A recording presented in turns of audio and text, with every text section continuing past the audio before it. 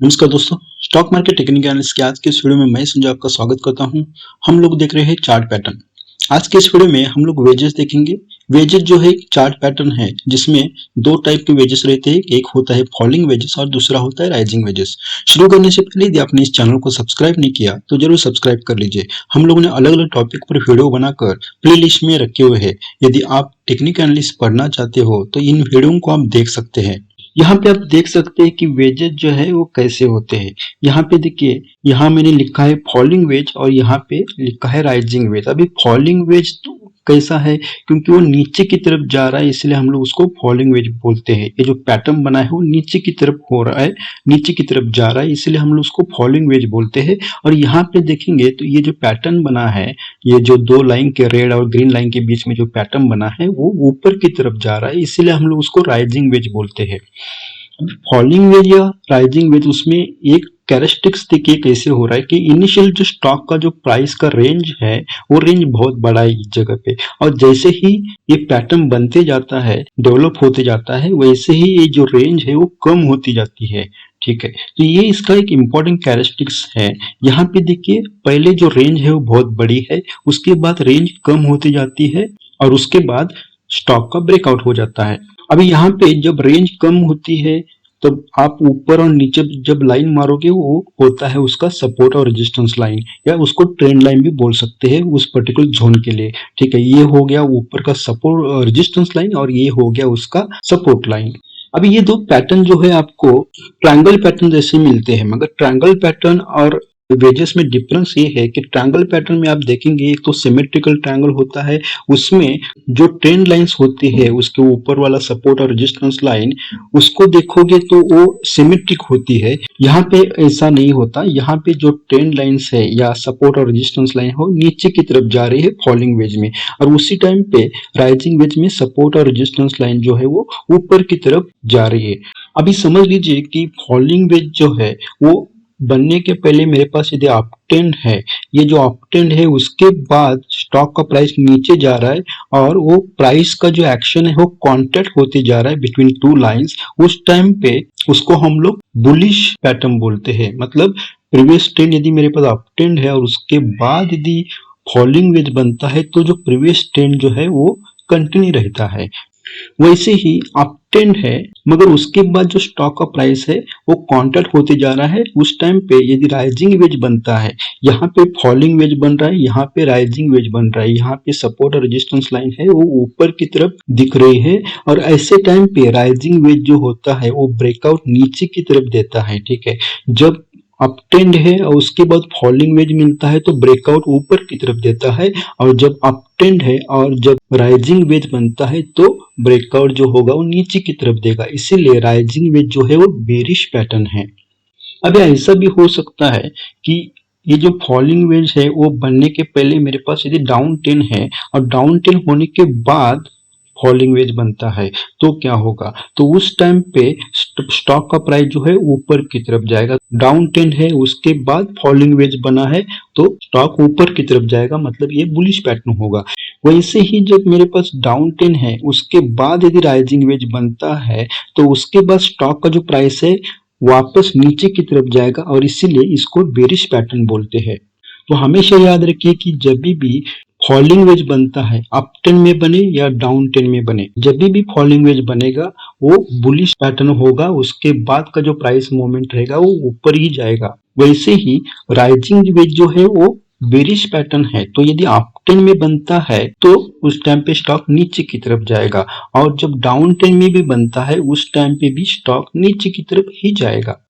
Rising veg और falling veg जो pattern है वो आपको डेली चार्ट में ऐसे बहुत सारे पैटर्न मिलेंगे, या डेली चार्ट से कम टाइम फ्रेम में आपको ऐसे पैटर्न मिलेंगे। एक लॉन्ग अप ट्रेंड में ऐसे छोटे छोटे राइजिंग वेज और फॉलिंग वेज आपको मिलते जाएंगे।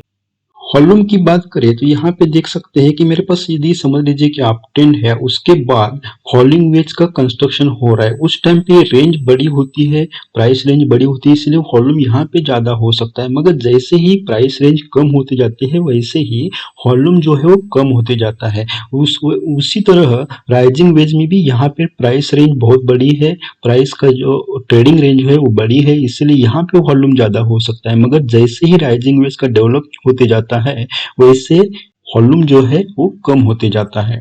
आप डेली चार्ट लेंगे और देखेंगे तो आपको समझ में आएगा कि ये दोनों पैटर्न बनने के लिए ऑलमोस्ट 3 से 4 वीक लग सकते हैं। अभी फॉलिंग वेज या राइजिंग वेज हो, दोनों के लिए टारगेट कैसे निकालते हैं इसको देखेंगे। यहाँ पे देखिए ये जो सबसे बड़ी ट्रेडिंग रेंज है उसको आपको निकालना है, उस डिफरेंस को आपको यहाँ पे ब्रेकआउट होने के बाद ऐड करना है यदि आप फॉलिंग वेज को देख रहे हो तो यहाँ पे सपोज 50 पॉइंट का यदि डिफरेंस है तो ब्रेकआउट होने के बाद 50 पॉइंट ऐड करेंगे तो आपको टारगेट मिलेगा। हमेशा की तरह रिक्वायरमेंट होती है ब्रेकआउट के टाइम पे वॉल्यूम जो है वो बहुत ज्यादा होना चाहिए, राइजिंग हो या फॉलिंग हो, जब भी ब्रेकआउट होता है उस टाइम पे वॉल्यूम जो है वो ज्यादा होनी चाहिए। राइजिंग वेज में आपको कैसे कैलकुलेट करना है, same like what we did into the falling wedge. यहाँ पे आपको जो ट्रेडिंग रेंज है उसको आपको कैलकुलेट करना है, उसको यहाँ से माइनस करना है, ब्रेकआउट होने के बाद जो प्राइस मिलेगा उस पे माइनस करोगे तो आपको नीचे की तरफ टारगेट मिलेगा। अभी यहाँ पे एंट्री पॉइंट कहाँ पे मारना है, जब ब्रेकआउट होता है विथ हाई वॉल्यूम तो क्लोजिंग बेसिस पे ब्रेकआउट होने के बाद जब ये ट्रेंड लाइन है उसके ऊपर जब स्टॉक क्लोज हो जाता है उस टाइम पे आपको एंट्री मारना है। स्टॉप लॉस जो है वो दोनों के बीच में ये जो ऊपर की रेजिस्टेंस लाइन बन चुके हैं उसके अंदर आपको स्टॉप लॉस कहीं तो रखना है। वैसे ही यहाँ पे यदि आप इस जगह पे कहीं शॉर्ट करते हो क्लोजिंग बेसिस पे तो ये दो लाइन जो है सपोर्ट और रेजिस्टेंस लाइन उनके बीच में किसी प्राइस पे आपको स्टॉप लॉस लगाना है। कुछ एग्जांपल देखते हैं हम लोग। यहाँ पे देखिए मेरे पास अप ट्रेंड है, उसके बाद अप ट्रेंड हो या डाउन ट्रेंड हो जब भी फॉलिंग वेज बनेगा उसके बाद स्टॉक ऊपर ही जाएगा, मगर राइजिंग वेज बनने के बाद स्टॉक हमेशा नीचे की तरफ जाएगा क्योंकि rising veg is always a bearish pattern, यदि अप ट्रेंड हो या डाउन ट्रेंड हो। वैसे फॉलिंग वेज जो है वो हमेशा बुलिश पैटर्न होता है, यदि मेरे पास अप ट्रेंड है और फॉलिंग वेज बन जाता है तो स्टॉक ऊपर की तरफ जाएगा, मेरे पास यदि डाउन ट्रेंड है उसके बाद फॉलिंग वेज बन जाता है तो स्टॉक वापस ऊपर की तरफ ही जाएगा।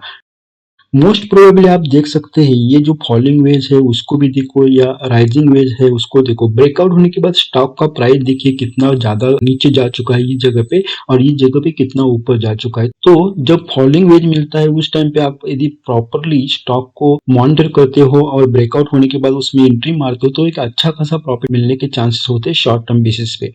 यहाँ देखिए अप ट्रेंड था उसके बाद मुझे फॉलिंग वेज मिल रहा है, उसके बाद इस जगह पे ब्रेकआउट हुआ है, ब्रेकआउट होने के टाइम पे यहाँ पे वॉल्यूम ज्यादा नहीं मिल रहा है तो ऐसे टाइम पे आपको केवल इस पैटर्न को कंसिडर करके स्टॉक में एंट्री नहीं मारना है, बाकी भी किसी इंडिकेटर को आप यूज कर सकते हैं जैसे कि आपके पास मूविंग एवरेज है या आरएसआई डाइवर्जेंस है, ऐसे कुछ इंडिकेटर को यूज करके आपको एंट्री मारना है कि नहीं उसके ऊपर डिसीजन आप ले सकते हो। यहाँ पे देखिए अप ट्रेंड है उसके बाद ये फॉलिंग वेज बना है और उसके बाद स्टॉक ऊपर की तरफ जा चुका है, ये जो रेंज है उसको यहाँ पे ऐड करोगे तो आपको टारगेट मिल जाएगा। यहाँ पे देखिए राइजिंग वेज बन चुका है और यहाँ पे ब्रेकआउट हुआ है विथ हाई वॉल्यूम, वॉल्यूम लगता है कि अच्छा खासा है या वॉल्यूम उस पर्टिकुलर कैंडल पे नहीं हुआ तो फॉलोइंग कैंडल जो है उस पे यहाँ पे वॉल्यूम बढ़ते हुए नजर आ रहा है, उसके बाद स्टॉक नीचे की तरफ गया है, टारगेट जो है ऑलमोस्ट उसने अचीव किया है और उसके बाद स्टॉक वापस ऊपर गया है। यहाँ पे देखिए अप ट्रेंड है उसके बाद फॉलिंग वेज बना, फॉलिंग वेज बनने के बाद स्टॉक ऊपर की तरफ गया। यहाँ पे आप देखिए राइजिंग वेज मिला है, राइजिंग वेज मिलने के बाद स्टॉक जनरली नीचे जाना चाहिए क्योंकि ये बेरिश पैटर्न है, मगर ये इस जगह पे ब्रेकआउट ऊपर की तरफ हुआ है इसलिए इस राइजिंग वेज को हम लोग फेल पैटर्न बोलते हैं। ये फेल हुआ है, ऐसे स्टॉक में एंट्री मारते समय आपको हमेशा ध्यान रहना चाहिए कि जब तक ब्रेकआउट नहीं होता तब तक आप उस स्टॉक से बाहर ही रहोगे।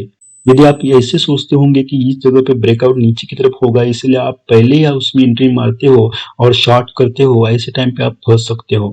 यहाँ पे देखिए राइजिंग वेज है, ट्रेंड कौन सा भी हो, प्रीवियस ट्रेंड जो भी हो, कंसोलिडेशन हो या कुछ भी हो, राइजिंग वेज जब मिलता है स्टॉक नीचे की तरफ ही जाएगा। यहाँ पे देखिए फॉलिंग वेज बना है, स्टॉक ऊपर की तरफ गया है, यहाँ पे फॉलिंग वेज बना है, ब्रेकआउट हुआ हाई वॉल्यूम, उसके बाद देखिए गैप ऑफ मार के कितना बड़ा कैंडल बन चुका है यहाँ पे। यहाँ पे देखिए राइजिंग वेज बना है और ये जो है अपने को टारगेट मिल रहा है। जब राइजिंग वेज जब ब्रेकआउट हुआ उस टाइम पे ये गैप डाउन किया है और वॉल्यूम भी ज्यादा है। यहाँ पे देखिए फॉलिंग वेज बन चुका है, उसके बाद जब ब्रेकआउट हुआ उसके बाद देखिए स्टॉक का प्राइस कितने फास्ट गया है। तो किसी भी एग्जांपल में आप जब देख रहे हो तो आपको एक बात तो समझ में आती है कि जब भी राइजिंग वेज या फॉलिंग वेज बनता है उसके बाद का जो स्टॉक का प्राइस है बहुत ज्यादा स्पीड से जा रहा है ऊपर या नीचे जो हो रहा है वो। यहाँ पे देखिए राइजिंग वेज हुआ, उसके बाद ब्रेकआउट होने के बाद स्टॉक का प्राइस बहुत ज़्यादा स्पीड से जा रहा है नीचे की तरफ। यहाँ पे देखिए फेल होने के बाद ऊपर की तरफ गया, मगर यहाँ पे देखिए ब्रेकआउट होने के बाद बहुत ज़्यादा स्पीड से ऊपर की तरफ जा रहा है फॉलिंग वेज को ब्रेकआउट होने के बाद। यहाँ पे भी देख सकते हैं राइजिंग वेज का ब्रेकआउट होने के बाद स्टॉक का प्राइस कितना नीचे गया है। यहाँ पे भी देखिए फॉलिंग वेज हुआ, उसके बाद स्टॉक का प्राइस डायरेक्ट गैप अप मार के ऊपर की तरफ गया।